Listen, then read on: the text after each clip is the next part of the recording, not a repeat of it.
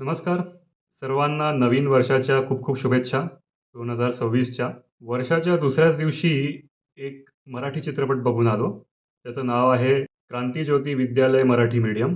दिग्दर्शक हेमंत ढोमे आणि ह्यात आहेत सचिन खेडेकर, अमेय वाघ, पुष्कराज चिरपुटकर, सिद्धार्थ चांदेकर, हरीश दुधाडे, प्राजक्ता कोळी, क्षिती जोग, कादंबरी कदम, सायली संजीव, निर्मिती सावंत, अनंत जोग आणि जितेंद्र जोशी. तर कसा आहे हा चित्रपट? ही गोष्ट आहे एका अशा शाळेबद्दल, जी मराठी माध्यम शाळा आहे, पण ह्याला सरकार तोडणार आहे एक इंग्रजी माध्यम शाळा बनवण्यासाठी. आणि ह्या शाळेतले जे शिक्षक आहेत, जे त्यांच्या जुन्या विद्यार्थ्यांना बोलवतात, जे आता मोठं होऊन कामं करतायत, त्यांच्या मदतीने ते प्रयत्न करतात शाळेला तोडण्यापासून वाचवण्याचा.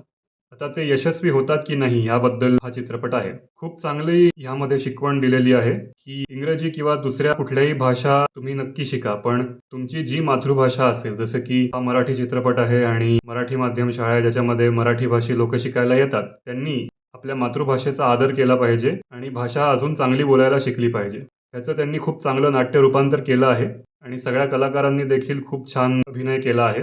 खास करून अमेय वाघचं जे पात्र आहे, बबन नावाचं, जे गावरान बोलताना दाखवलंय, त्याचा एक खूप चांगला संवाद मला आठवतोय की बऱ्याचदा आपण जे आणीपाणीवरनं वादविवाद करतो मराठी भाषेतल्या, त्याच्याशी संबंधित आहे की पाणी सुद्धा प्यायचंच असतं आणि पाणी पण प्यायचंच असतं.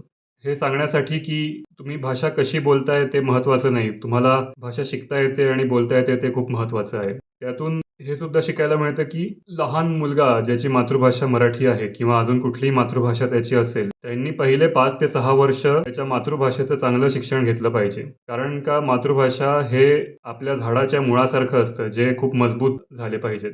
काही-काही असे संवाद आहेत, ज्याच्यामध्ये असं वाटतं की खूप जबरदस्ती विनोद करण्याचा प्रयत्न केला आहे त्यांनी मध्यंतरानंतर.